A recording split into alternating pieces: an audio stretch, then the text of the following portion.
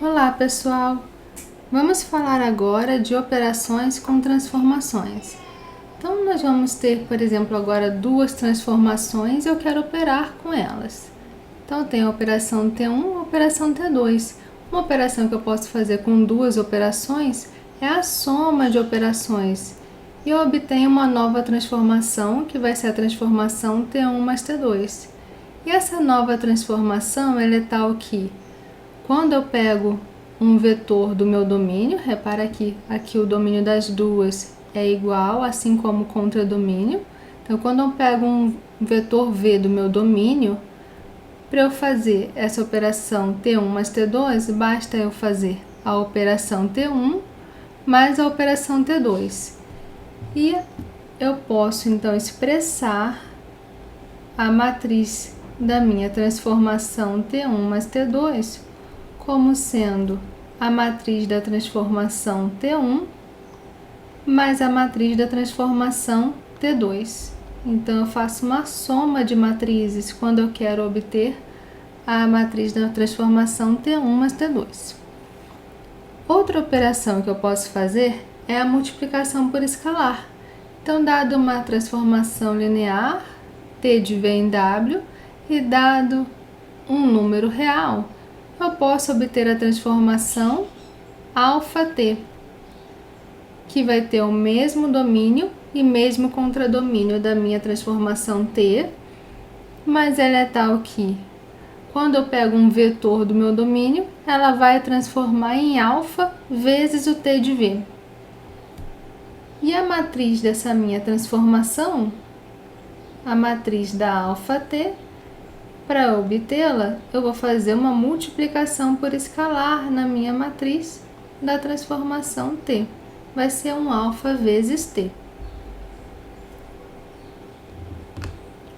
Agora, composição.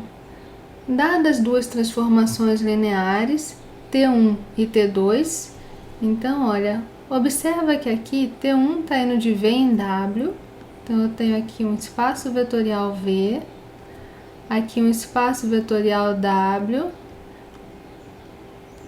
é aqui que a minha transformação T1 está atuando. E depois eu tenho um outro espaço vetorial que vai ser o contradomínio da T2. Aqui o espaço vetorial U. E é aqui que a minha transformação T2 está atuando. E agora o que eu vou fazer é aplicar uma transformação composta. Vou fazer a T2 bola T1. A T2 bola T1, ela vai ser uma transformação que vai pegar então aqui um atalho. Ela vai direto de V em U. E ela vai ser tal que ela pega cada vetor então do meu espaço vetorial V e ela transforma em T2 de T1 de V. Então, por exemplo, se aqui eu tinha um vetor V, pela T1 ele vinha para cá até um T1 de V, então no meu espaço W, e pela T2 ele vinha para cá num T2 de T1 de V, né? Ele vinha para cá no T2 de T1 de V.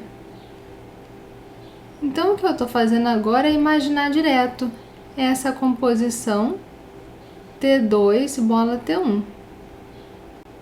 É esse atalho aqui. E agora a matriz, então, da minha composição T2 bola T1, a matriz da composição ela vai ser dada por uma multiplicação de matrizes. Multiplicação de matrizes, nós sabemos que temos que ficar atentos na ordem da multiplicação, né? E aqui a ordem vai ser a matriz T2 vezes a matriz T1. E observa o seguinte, olha, primeiro eu tinha feito a T1 para depois fazer a T2. Mas aqui na multiplicação a ordem ficou inversa. Então, aqui a operação que eu fiz por último vai aparecer antes da transformação que eu fiz primeiro. Vamos para um exemplo. Então, o exemplo agora é o seguinte. A gente está no plano e ele vai sofrer uma rotação de 30 graus no sentido anti-horário. Então aqui eu estou com o operador linear, né? Porque é uma transformação do plano no plano. E é uma operação de rotação. Então, primeira transformação que eu fiz foi essa aqui. O plano sofre uma rotação de 30 graus. Importante a gente ver o sentido, né? Porque a gente sabe que são fórmulas diferentes. E vou pensar então na minha T1, que é essa. Qual é a fórmula da minha T1? A gente já conhece a fórmula da rotação de um ângulo no sentido anti-horário, né? De um ângulo θ, ela é dada por cosseno θ, aqui e aqui. Aqui aparece menos seno θ e aqui aparece seno θ. É essa a matriz da transformação. Como θ é 30 graus, então vai ser cosseno 30, seno 30, menos seno 30, cosseno 30. Assim eu vou encontrar quem que é a minha matriz, né, da transformação T1. Então vamos lá. Quem é o nosso cosseno 30? Lembrando do nosso ciclo trigonométrico, nosso ângulo de 30 graus. Ele tá aqui mais miudinho, né? O meu seno vai ser meio, tá aqui na metade do caminho, e o cosseno que vai ser o raiz de 3 sobre 2. Então, cosseno raiz de 3 sobre 2. E o seno é meio. Então, aqui vai entrar um meio e aqui menos meio. Encontrei a matriz da minha transformação da rotação 30 graus sentido anti-horário.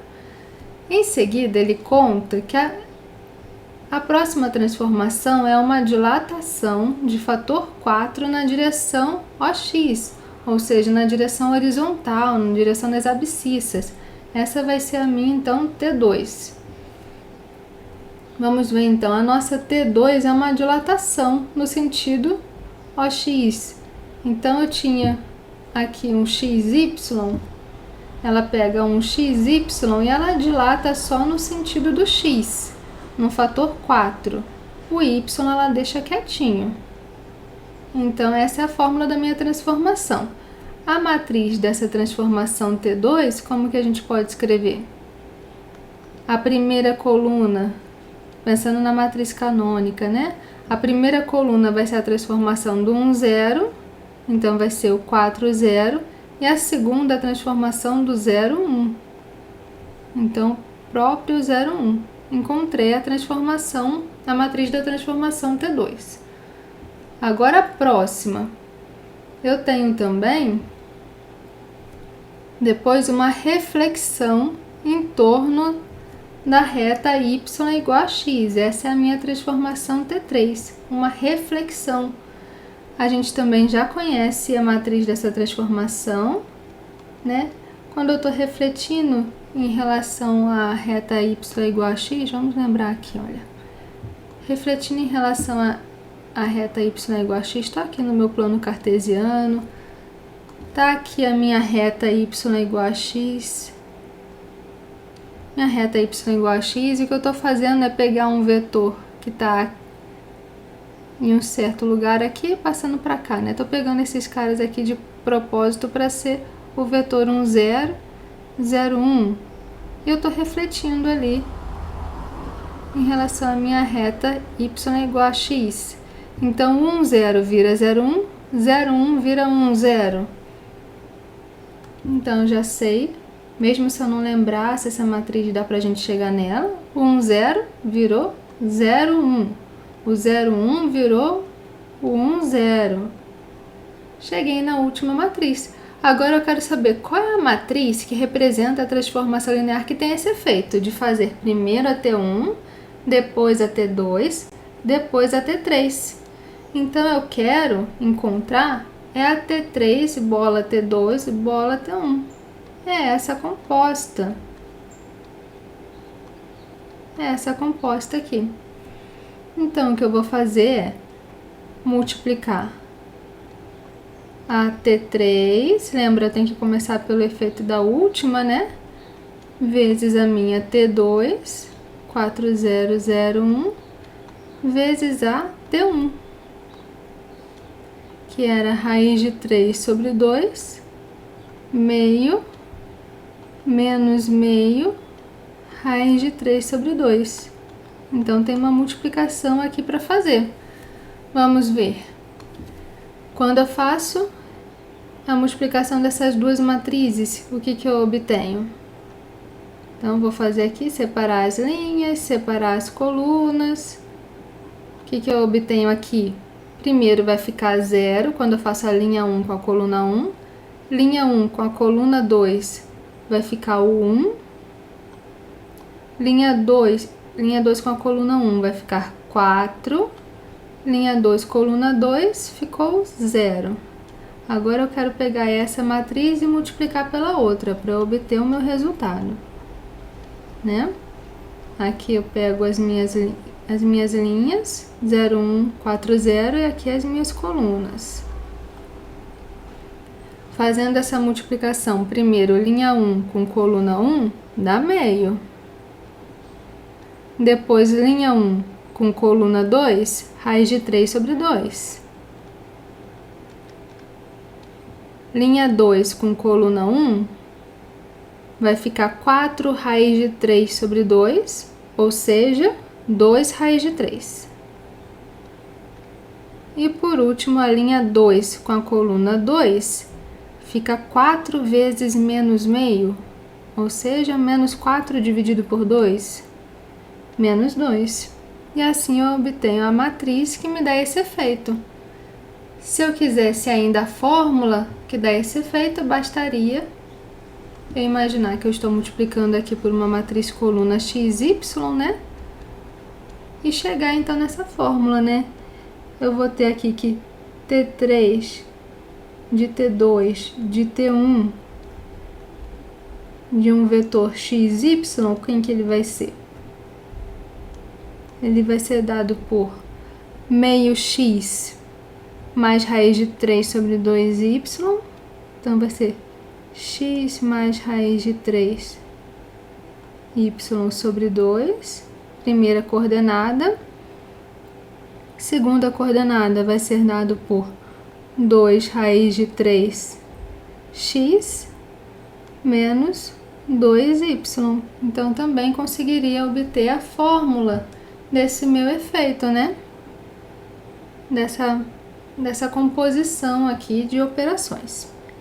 Então, pessoal, bons estudos e até mais!